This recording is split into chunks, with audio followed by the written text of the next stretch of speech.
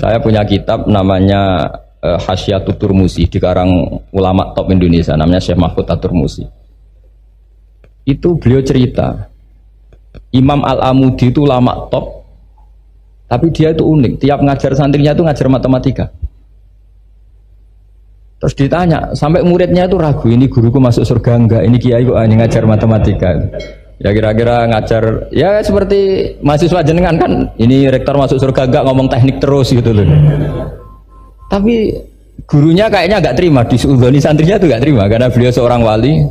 Murid-muridnya itu bermimpi. Ini penting saya ceritakan, mungkin agak aneh di dunia kampus ya, di bab ini.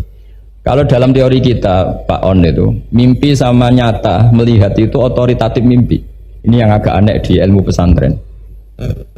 Jadi melihat jenengan langsung dengan mimpi itu otoritatif mimpi.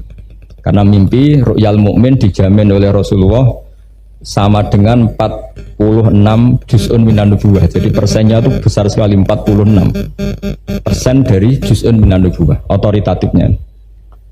Nah tentu tidur yang benar. Logikanya gini, kata-kata kitab-kitab menjelaskan, orang kalau melihat langsung itu pasti terpengaruhi oleh cinta atau tidak cinta, senang atau tidak senang, sedang butuh apa enggak.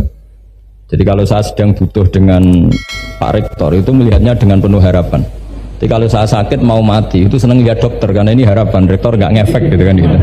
Tapi kalau saya politikus melihat ketua partai itu lebih respect ketimbang melihat dokter kan. Jadi gara-gara banyak kepentingan ini melihat itu nggak pernah jujur gitu. Nggak pernah jujur. Jadi kebodohan manusia justru karena melihat itu kalau dalam teori kita. Makanya kalau dalam teori pesantren itu kebalik, anna sunyamun wa idza matu intabahu. Manusia itu hakikatnya tidur, baru setelah mati bangun. Misalnya kita di dunia nganggap uang itu penting, harta itu penting, jabatan penting. Setelah kita mati ternyata yang paling penting itu hanya sujud. Karena kamu itu kenangan ketemu Allah terbaik itu sujud. Yang kita anggap penting di dunia semuanya tidak penting. Yang kita anggap sepele kayak sholat ternyata itu super penting. Tapi sadar itu nunggu nanti di akhirat. Nah, saya ini termasuk syukur yang sadar sebelum sampai akhirat. Jadi termasuk orang yang beruntung ya gitu. Nah, kenapa mimpi itu begitu penting? Karena tadi ketika orang tidur itu off semua, sistem sarafnya, sistem apanya. Yang ada hanya pengendalian Tuhan. Karena dia tidak bisa mengendalikan dirinya sendiri. Apalagi kalau tidurnya benar ya tentu pakai wudhu, terus pakai doa-doa, terus menghadap kayak mayit itulah, standar mayit itu menghadap ke kiblat kayak posisi mayit itu. Sehingga dia ada intervensi pada dirinya sendiri, ya tidak punya keinginan dari dirinya sendiri. Kamu kan nggak bisa ingin wah tidur ingin ketemu wanita cantik kan tidak bisa nentukan gitu. Akhirnya ya benar-benar hanya milik Allah. Apalagi kalau kita bacanya benar, terus pikirannya benar. Makanya uniknya dalam Islam adalah doa mau tidur dengan wiridan setelah sholat itu ajarannya Nabi banyak mau tidur.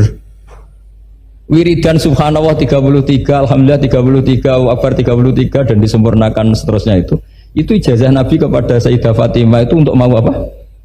Tidur. Bismika wada'tu jambi wa bismika arfa'u, sampai doanya panjang. Allahumma aljatu zuhri ilaika, panjang sekali doa mau tidur. Saya yakin jenengan ndak hafal dan ndak paling ya bismika wada'tu jambi apa? Bismika Allahumma ahyawamu. Itu sebagian ustadz bilang itu doa ngaji katanya. Ada seorang ustadz saking mangkelnya, ibu sudah baca doa ngaji belum? Tak juarai bismika Allahumma ahya bismika wa amu. Wah itu kan doa mau tidur Pak Ustadz. Iya biasanya kalau ngaji tidur. Jadi doa itu kalau itu doa mau. Akhirnya mimpi itu penting karena di situ manusia nggak punya nafsu, nggak punya keinginan, sehingga yang ada itu kata Nabi itu ada sittatun wa arba'una juz'an minan nubuwah. Sehingga dulu itu mimpi itu jadi sarana betul. Kita tahu kan cerita orang-orang dulu, Fir'aun itu kurang jahatnya, kurang kelirunya. Dia mimpi ada api dari Bani Israel yang membakar kerajaannya. Dan semua pentakwilnya sepakat itu maksudnya Anda akan dihabisin kerajaan Anda oleh bayi dari Bani Israel. Begitu juga raja zaman Nabi Yusuf itu mimpi kalau ngalami ada 7 sapi yang gendut dimakan oleh 7 sapi yang kurus. Jadi mimpi itu sarana bahkan dari orang kafir. Karena Ya tadi yang preman ya nggak ada premannya, yang soleh ya nggak ada solehnya, semua dikendalikan oleh Allah Taala pas tidur. Sehingga tidur ini menurut agama lebih otoritatif, asal dengan tidur yang benar. Jangan tidur sambil ngerokok terus terbangun karena ininya kena itu. Nah, cerita-cerita unik begini kalau tidak orang pesantren itu tidak tahu. Karena ini memang khas-khas pembalikan satu fakta yang diyakini orang banyak. Sehingga ulama dulu itu cerita, ini saya teruskan. Imam Amudi itu akhirnya murid-muridnya mimpi. Mimpi di situ tanya, Pak Ustadz, Anda masuk surga enggak ketika hidupnya hanya nerangkan matematika? Oh iya, saya bahkan enggak sekedar di surga. Malaikat dikumpulin Allah untuk mendengarkan presentasi saya ngajar matematika. Jadi kata dia cerita, Allah bilang gini ke malaikat, hei para malaikatku, kenapa kamu iman sama saya? Ya karena saya melihat engkau ya Allah, melihat kekuasaan engkau. Tapi imannya orang ini itu melebihi iman kamu. Wah ya tidak bisa saya melihat engkau langsung, ini tidak melihat engkau langsung. Kenapa begitu yakin seperti yakin kita? Oh iya. Terus Mama Mudi, silahkan ajari matematika. Mama Mudi mulai ngajari matematika. Terus beliau ngajari ya sederhana. Angka 2, 3 sampai ribuan sampai jutaan itu bin nisbat ilal wahid nisbatun wahidah, yaitu nisbatul far'i ilal asli. Hanya ngajar itu dok. Dunia ini apapun banyaknya variannya, apapun banyak makhluknya, itu semuanya adalah nisbatul far'i ilal asli. Angka 2 ya cabangnya 1, 1 juta ya cabangnya 1, semua itu dimulai dari 1. Jadi di mana-mana hitungan itu dimulai dari 1. Dan 1 ini harus ada, yaitu Tuhan. Matematika akhirnya malaikat, keren juga maksudnya. Keren juga maksudnya. Akhirnya Allah bilang, dan itu didawuhkan juga oleh Rasulullah SAW, tuba liman amana bi walam yaroni. Yang hebat itu imannya orang yang enggak melihat saya. Makanya masyhur itu, malaikat ditanya Allah, siapa imannya yang paling kuat? Ya kita, karena melihat engkau langsung ya Allah. Para nabi. Terus tapi yang dari sekian pertanyaan itu jawab sama, yang paling ajaib adalah umat-umat Muhammad di akhir zaman, nggak menangi nabinya, juga nggak pernah lihat surga neraka, tapi iman sama saya. Dan mereka punya cara untuk imannya ini berkualitas sama dengan kamu para malaikat.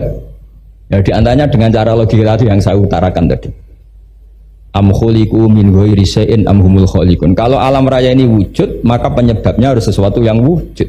Masa sesuatu yang nggak wujud menyebabkan yang wujud? Kalau angka 10 ada, 1 juta ada, pasti dimulai angka 1. Makanya nisbatus naini wal arba'ah ila ma la nihayatalaha, itu semuanya nisbatul far'i ilal asli. Semua angka berapapun jumlahnya itu binisbat ilal wahid adalah nisbatul far'i ilal asli.